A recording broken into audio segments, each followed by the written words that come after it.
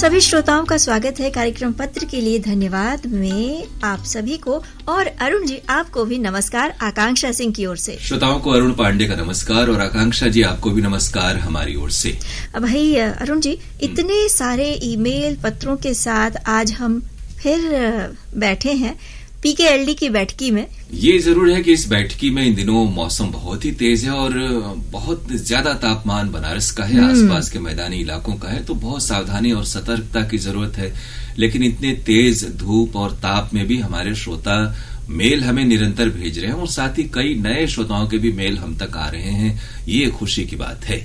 तो इस खुशी को दुगना किया जाए ईमेल पत्र पढ़कर। जी बिल्कुल, क्योंकि बहुत सारे हमारे श्रोता इंतजार कर रहे होंगे कि अधिक से अधिक उनके ईमेल शामिल हों। वो भी चाहते हैं और हम भी श्रोताओं यही चाहते हैं कि ये मंच आपका है, आपकी बातें इसमें अधिक स्थान पाएं। तो ये पहला ईमेल है दिलशाद हुसैन जी का। इनके साथ है फातिमा सोगरा, मुबारकपुर ऊंची तकिया आजमगढ़ से। जी कह रहे हैं कि आपका प्रसारण यानी आकाशवाणी वाराणसी का प्रसारण हम बेहद दिलचस्पी से सुनते हैं, मनमोहक एवं ज्ञानवर्धक लगता है। इन्होंने बड़ी प्यारी बात कही है कि किसी को घर मिला, किसी के हिस्से में कोई दुआ आई। मैं घर में सबसे छोटा था तो मेरे हिस्से में माँ आई। हाँ, ये बहुत ही मशहूर शेर है और बहुत अच्छे जज्बात इसके भीतर हैं और इसने अच्छे अशार के साथ आपने अपने मेल की शुरुआत की है। हम शुक्रगुजार हैं आपके दिलशाद जी। 12 मई को कार्यक्रम आरोग्यम के अंतर्गत प्रसारित डॉक्टर शिव शक्ति प्रसाद से अरुण जी की बातचीत सुनी, बेहद रोचक और ज्ञानवर्धक लगी। डॉक्टर साहब ने श्रोताओं के संतोषजनक उत्तर दिए उनके प्रश्नों के।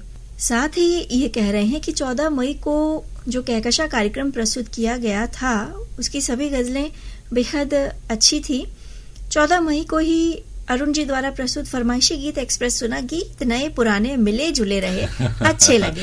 ये है कि दिलशाद जी गीतों को लेकर के बहुत ही चूजी होते हैं एक तरह से, कि उन्हें पुराने गाने ज्यादा पसंद आते हैं और जब कभी भी हम लोग कार्यक्रमों में थोड़े से नए गीत शामिल करते हैं तो तुरंत दिलशाद जी उसको इंगित करते हैं अपने मेल में। लेकिन बार बार हम यही कहेंगे कि हमें हर श्रोता का ख्याल रखना होता है, इसलिए कभी कभी जायका बदलने के ही दृष्टि से नए गानों का भी लुत्फ ले लिया करें। जी, और इन्होंने एक जिक्र किया है 19 मई को आज इतवार है के अंतर्गत प्रसारित जो झलकी थी जी, झटपट मुशायरा, परिवार के साथ हमने सुनी और हंसते हंसते लोटपोट हो गए।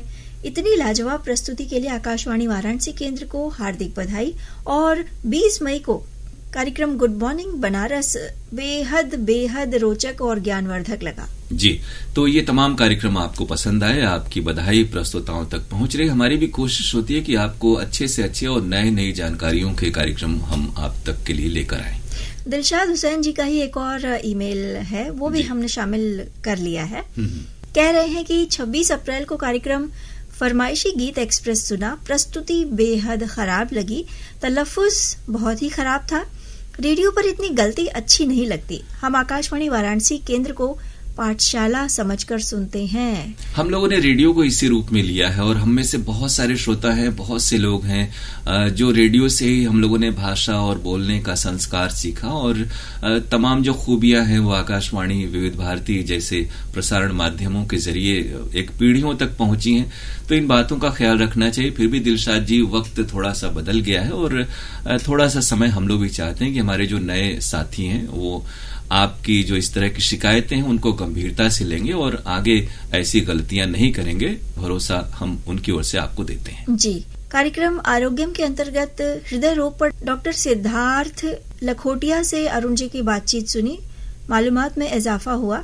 साथ ही 28 अप्रैल को कार्यक्रम आज इतवार है के अंतर्गत प्रसारित जो झलकी थी हो जाने दो शादी, ये सुनी, बेहद मनोरंजक लगी। 28 अप्रैल को ही कार्यक्रम लोक रंग में जो प्रस्तुति थी अरुण जी की, सभी गीत बेहद अच्छे लगे। हम बार बार फरमाइशें भेजते रहे पर हमारी पसंद के गीत सुनने को नहीं मिले। लोक रंग में अगर आप कह रहे हैं कि आपने फरमाइश भेजी और आप नहीं सुन पाए तो यकीन ये मानिए, क्योंकि लोक रंग में तो हर व्हाट्सएप संदेश शामिल होता है अगर उसमें, और कई बार हमारे श्रोता आखिरी वक्त में भेजते हैं। सर्वर के चलते थोड़े से संदेश हमारे पास 2 बजे के बाद भी आते हैं। तो शुरुआत में ही जब हम कलाकारों के नाम बताते हैं तो आप अपने फरमाइश हम तक पहुंचा देंगे तो वक्त रहते आपकी फरमाइश जरूर शामिल होगी। साथ ही ये कह रहे हैं कि 28 अप्रैल को कार्यक्रम पत्र के लिए धन्यवाद सुना, जिसमें प्रस्तुति अरुण जी और सना सलीम की थी। बहुत अच्छा लगा। हमारा ईमेल कार्यक्रम में शामिल नहीं हुआ। खैर, अगली बार हमारी बारी जरूर आएगी। देखिए, आज एक साथ आपके 2 ईमेल शामिल हो रहे हैं कार्यक्रम में, तो इसके लिए आकांक्षा जी के प्रति आपको शुक्रगुजार होना है और इंतजार करेंगे अगले मेल में आप इस बात का जिक्र जरूर करेंगे। बहुत सारे हमारे श्रोता हैं जो हफ्ते में 1-2 मेल भेज देते हैं और कई बार श्रोताओं की तादाद थोड़ी सी नए श्रोताओं के जुड़ने के कारण ईमेल अधिक संख्या में रहते हैं, तो हम लोग कोशिश करते हैं कि नए पुराने श्रोताओं के मिला करके मेल हम शामिल करें। तो ऐसे में जिनके निरंतर शामिल होते हैं, 1 आध हफ्ते अगर कभी गायब भी हो जाए दिलशाद जी, तो आप प्रतीक्षा करें, दूसरे श्रोताओं के भी विचारों का लाभ लें और आपका मेल जरूर आइंदा कार्यक्रमों में शामिल होता रहेगा। तो दिलशाद जी को धन्यवाद देते हैं जी। और अगला ईमेल जो है अरुण जी, ये नाम मुझे नया दिख रहा है। हाँ, हमारे साथ बहुत सारे श्रोता आजकल जुड़े हैं जो ऐप के जरिए और इंटरनेट के जरिए दूर दराज से कार्यक्रमों को सुनते हैं। ये है नीरज कुमार मंडल, ग्राम सुरनिया, जिला गोंडा, झारखंड से हम तक ये ईमेल पहुंचा है। तो नीरज जी का हम कार्यक्रम में स्वागत करते हैं। वो निरंतरता बनाए रखेंगे कार्यक्रमों को सुनने के मामले में और अपनी प्रतिक्रियाएं भेजने के मामले में भी।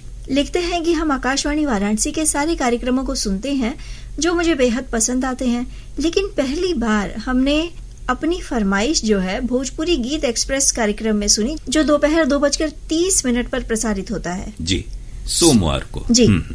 साथ ही 20 मई सोमवार के दिन अपनी फरमाइश व्हाट्सएप पर भेजी, शामिल भी हो गई। मुझे बेहद खुशी मिली, लेकिन एक बात मुझे समझ नहीं आई कि कार्यक्रम का नाम भोजपुरी गीत एक्सप्रेस है, उसमें हिंदी गीत को शामिल किया गया, क्योंकि कार्यक्रम में नदिया के पार फिल्म के गीत भी बजाए गए थे। तो मैं थोड़ा सा कंफ्यूज हो गया। नीरज जी, आपको ये बताएं कि नदिया के पार फिल्म जो है वो भोजपुरी फिल्म ही है और फिल्मी गीतों के मामले में एक बात हम ये कह सकते हैं कि बहुत सारी जो हिंदी फिल्में हैं उनमें भोजपुरी बोल वाले गीत भी हैं और पहले के जमाने में बहुत सारे गाने आपको अनजान ने या फिर शकील बदायूनी ने लिखे हैं जो लोक भाषा के और इस इलाके की बोली के हैं। लेकिन नदिया के पार फिल्म भोजपुरी है। कुछ भोजपुरी फिल्में भी हैं जिनमें खड़ी बोली के गाने हैं, लेकिन जो भोजपुरी फिल्म संगीत वाला फरमाइशी गीत एक्सप्रेस है सोमवार को 2:30 से 3 वाला, उसमें हम भोजपुरी फिल्में ही लेते हैं और उनके ही गीत आपकी फरमाइश के प्रसारित करते हैं। तो जो हमारा जो भाषा है, जो सेंसर बोर्ड जिस भाषा में उस फिल्म को पास करता है वो उसी भाषा की फिल्म मानी जाती है। नदिया के पार भोजपुरी फिल्म है। आप बिल्कुल, मेरे ख्याल से आपको ये बात स्पष्ट हो गई होगी। अच्छा अरुण जी, आपने इनकी शंका का समाधान तो कर ही दिया, लेकिन फिर भी इन्होंने लिखा है कि इन्होंने इंटरनेट पर चेक किया और पता किया कि ये तो हिंदी फिल्म है। अब इसमें ये है आकांक्षा जी की जो आकाशवाणी और विविध भारती के प्रसारण की जो परंपरा है वो ये जो इंटरनेट वाला माध्यम है इससे भी बहुत पुराना है और हम लोग खासतौर से गीत, संगीत, कला, संस्कृति के मामले में बहुत ही ऑथेंटिक और आधिकारिक जानकारी आप तक देते हैं। तो जैसा हमने बताया कि सेंसर बोर्ड भाषा का भी उल्लेख, आपने अगर फिल्मों को ध्यान से देखा होगा तो उसमें लिखा रहता है कि वो किस भाषा की फिल्म है जिसे पास किया गया है। तो नीरज जी को धन्यवाद देते हैं इस ईमेल के लिए और उम्मीद करते हैं कि आगे भी वो हम तक इसी प्रकार की जो अपनी शंकाएं हैं वो हम तक पहुंचाएंगे और जो प्रोग्राम अच्छे लगे और जरूर कार्यक्रमों में अपनी निरंतर सहभागिता बनाए रखें। हम तो यही कहेंगे। बहुत शुक्रिया इस मेल के लिए आपको। अब ईमेल जो ले रही हूँ वो हमारे नियमित श्रोता हैं परवेज अहमद, शुकुलपुरा, वाराणसी से जी। 12 मई को आज इतवार है के अंतर्गत झलकी जो सुनवाई गई थी ये भी खूब रही, बेहद अच्छी लगी। लेखक साहब को बहुत बहुत बधाई और आकाशवाणी वाराणसी को धन्यवाद। 14 मई को लोकगीत में लल्लन सिंह गहमरी के लोकगीत बड़े अच्छे लगे। साथ ही 18 मई को सुबह विचार बिंदु में अरुण जी द्वारा जो विचार पढ़े गए थे, अवसाद में रहते हुए भी मनुष्य कैसे अच्छे और नेक रास्ते पर चले, ये बेहद अच्छा लगा। प्रस्तुति के लिए धन्यवाद। हम और हमारा स्वास्थ्य में डॉक्टर राजेंद्र प्रसाद जी ने रेटिना में होने वाले रोग से कैसे बचा जाए और उसका इलाज, इसके बारे में जानकारी दी थी, ये भी हमें अच्छी लगी। बाकी हम अगले ईमेल में लिखेंगे। तो आपके अगले ईमेल का इंतजार रहेगा। ये तमाम कार्यक्रम आपने पसंद किए। विचार बिंदु का तो उसके जो मंशा है, उस कार्यक्रम का जो कॉन्सेप्ट है वो यही है कि सुबह आपको ऐसे विचार सुनने को मिले जो दिन भर आप में उम्मीद और प्रेरणा का कार्य करें। इसी तहत ये प्रोग्राम आपको पसंद आ रहे हैं, हमें जानकर बहुत अच्छा लगा। और जो अन्य कार्यक्रमों का आपने उल्लेख किया, विशेषज्ञों और कलाकारों, प्रस्तोताओं तक आपकी बधाई पहुंच रही है। और हम तक जो श्रोताओं के ईमेल पहुंचे हैं अरुण जी, उनमें अगला ईमेल है कोलार रोड भोपाल से। लिखने वाले हैं राम बाबू मालवीय जी। मुझे लग रहा है ये भी हमारे नए श्रोता हैं। हाँ, बहुत से कुछ श्रोता हमसे इन दिनों नए जुड़े हैं। सभी का हम स्वागत कर रहे हैं। हमारा परिवार श्रोताओं का यूं ही बढ़ता रहे, हमारी तो यही कामना है। तो तमाम जो नए श्रोता हैं उनसे भी कहेंगे कि हमारे कार्यक्रमों को अपने बाकी परिचितों, दोस्तों, मित्रों तक भी पहुंचाएं, ताकि अधिक से अधिक लोग इन कार्यक्रमों से लाभान्वित हों और हमें भी प्रेरणा मिले। 2 शब्दों में कहना चाहता हूँ, ये ऐसा इन्होंने कहा है कि आकाशवाणी टीम को दिल से धन्यवाद।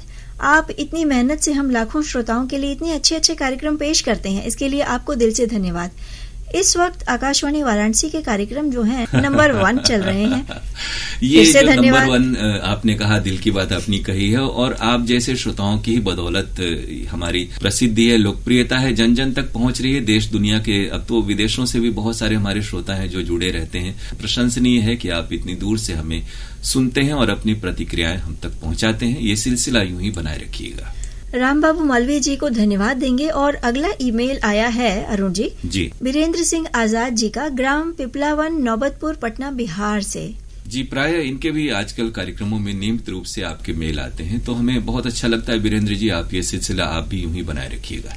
कह रहे हैं कि गुड मॉर्निंग वाराणसी। जी, शायद ये गुड मॉर्निंग बनारस से कार्यक्रम का जिक्र कर रहे हैं। ये अपने आप में एक बहुत ही सुंदर कार्यक्रम है। मेरी गुजारिश है खासकर अरुण जी से कि इस कार्यक्रम के माध्यम से वाराणसी की पुरानी संस्कृति और ऐतिहासिक धरोहरों के बारे में भी जानकारी दी जाए। आप इस कार्यक्रम को अगर नियमित रूप से सुन रहे होंगे तो आपको इसमें हम लोग खासतौर से बनारस के जो पुराने महत्व की चीजें हैं, स्थान हैं और परंपराएं हैं, रवायतें हैं, खान पान है, इस कार्यक्रम में उनका हम नियमित रूप से समावेश करते हैं। हो सकता है कि आपने बाद में केंद्र से आपका जुड़ा हुआ हो और शुरुआत के आपने कार्यक्रम न सुने हो, तो वैसे कार्यक्रम आप AIR वाराणसी जो YouTube चैनल है वहां पर भी आप सुन सकते हैं।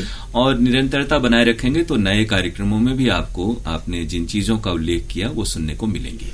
साथ ही 25 मई को कार्यक्रम अंगनैया में डॉक्टर रागिनी दुबे द्वारा गृहवाटिका में सब्जी की खेती कैसे करें, इस पर बातचीत सुनी और इसी कार्यक्रम में एक वार्ता भी सुनी, छोटा परिवार सुखी परिवार, बड़ी अच्छी लगी। साथ ही 26 मई को एक झलकी इन्होंने सुनी है, आज नकद कल उधार, सुनकर मन लोट पोट हो गया। जी, हम लोग का प्रयास होता है कि आज इतवार है, कार्यक्रम में आपको गुदगुदाते हुए ऐसे प्रहसन और झलकियां हम पहुंचाएं और वो आपको पसंद आ रही हैं, ये जानकर हमारे जो अनुभाग हैं उनको अच्छा लगेगा। और मतदाता जागरूकता पर विशेष कार्यक्रम जो इन दिनों प्रसारित हो रहे हैं, उसमें इन्होंने जिक्र किया है जनमंच का, जो काफी अच्छा लगा। आकाशवाणी लखनऊ से ये कार्यक्रम प्रतिदिन रिले हुआ चुनाव के समय में, और ये प्रोग्राम आपको पसंद आया तो आकाशवाणी लखनऊ की जो टीम है, और खासतौर से इस कार्यक्रम में हमारे केंद्र का भी अंशदान आता था और जो प्रदेश के तमाम केंद्र हैं वहां के भी बाइट्स आपको सुनने को मिलते थे, तो एक टीम वर्क था और वो आपको पसंद आया।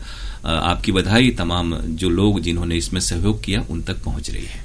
अंत में इन्होंने एक सुझाव दिया है कि आकाशवाणी वाराणसी से बेरोजगारों के लिए कोई एक छोटी सी रोजगार से संबंधित जानकारी दी जाए तो बेहतर होगा। युवाणी कार्यक्रम अगर आप नियमित रूप से सुनेंगे तो वहां पर आपको प्रतिदिन ही रोजगार सूचना दी जाती है, तो उस कार्यक्रम को आप सुने। वो हमारे यहाँ सोमवार से शुक्रवार तक 5:30 बजे और शनिवार और रविवार को 5:15 बजे वो कार्यक्रम प्रसारित होता है। उसमें ज्ञान विज्ञान, सामान्य ज्ञान की अन्य बातों के साथ साथ आपको रोजगार सूचना भी सुनने को जरूर मिलेगी। जी, तो वीरेंद्र सिंह आजाद जी को धन्यवाद देते हैं और अगले ईमेल की ओर बढ़ते हैं। जी, जो लिखा है सरोज आहूजा जी ने, ग्राम और ब्लॉक बरहनी, चंदौली से। जी, ये भी लग रहा है नए श्रोता हैं जी। तो नए श्रोताओं का हम स्वागत कर रहे हैं। नए श्रोताओं के जुड़ने से हमें भी प्रेरणा मिलती है कि हमारे कार्यक्रमों में विस्तार आ रहा है। शुरुआत इन्होंने की है कि हमारा आकाशवाणी से पिछले 40 वर्षों का संबंध है। जी, हालांकि कुछ वर्षों पहले तक हम चिट्ठी भी लिखा करते थे, जो इधर बीच नहीं लिख पा रहे हैं। जी, इधर चिट्ठियों का सिलसिला तो तमाम श्रोताओं ने ही एक तरह से बंद कर दिया, और हालांकि कई श्रोताओं की शिकायत है कि पोस्ट कार्ड भी उन्हें उपलब्ध नहीं होते अपने डाकघर में। तो इन कारणों से ये मेल आधारित जो कार्यक्रम है वो बहुत ही इस लिहाज से अच्छा है कि आप जो भी लिखेंगे वो हम तक वो बात पहुंच जाती है, इंस्टेंट आपका मैसेज हम तक आ जाता है। जी, लेकिन ये कह रहे हैं कि सभी कार्यक्रमों को मन से सुनता हूँ। गुड मॉर्निंग बनारस, हम और हमारा स्वास्थ्य, जो इन दिनों स्वास्थ्य चर्चा जिसका नाम हो गया है, जी। साथ ही श्री रामचरित मानस पाठ, सभी फरमाइशी कार्यक्रम, कहकशा और आज इतवार है, ये मेरे पसंदीदा कार्यक्रम है जिन्हें मैं कभी भी सुनना नहीं भूलता। बिल्कुल, आप निरंतरता से हमारे कार्यक्रम सुनते हैं और इतने वर्षों से सुनते हैं, ये बड़ी बात है और बहुत ही प्रशंसनीय है आपका ये प्रयास। आगे इन्होंने कहा है कि ये मेल जो है मुझे बड़े खेद के साथ लिखना पड़ रहा है, क्योंकि इधर आकाशवाणी वाराणसी के दिन के कार्यक्रमों का जो स्तर है बहुत तेजी से गिरता जा रहा है।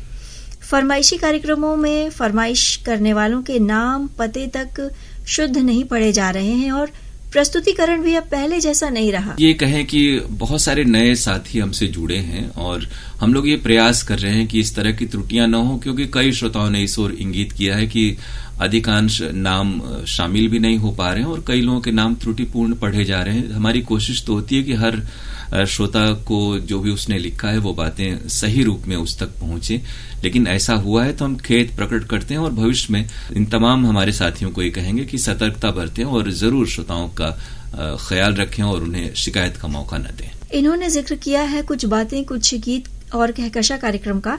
कह रहे हैं कि जो प्रसारित हुआ था कार्यक्रम, इसकी प्रस्तुति तीसरी बार हुई थी। ये हम इसलिए कह पा रहे हैं क्योंकि पहले भी 2 बार मैं इसे सुन चुका हूँ और आवाज भी बहुत अजीब थी। अब आवाज अजीब की बात तो मान लीजिए किसी दिन कोई अगर सेहत संबंधी कोई दिक्कत है तो हो सकता है, लेकिन आम तौर पर जो भी प्रेजेंटर हमारे आते हैं तो हर अपनी चीजें भूल करके बेहतरीन प्रोग्राम आप तक खुश मिजाजी के साथ पहुंचाने का उनका प्रयास होना चाहिए और कार्यक्रम नए होने चाहिए, प्रस्तुति भी नई होनी चाहिए। हम लोग भी इसका ध्यान रखते हैं और भविष्य में ऐसा न हो, आपको इस बात की आश्वस्ति हम देते हैं और आपने जिन तिथियों का और कार्यक्रमों का उल्लेख किया है, अवश्य हम उन प्रस्तुताओं तक आपकी शिकायत पहुंचाएंगे और भविष्य में ऐसा नहीं होगा, इस बात के लिए आप तसल्ली रखें।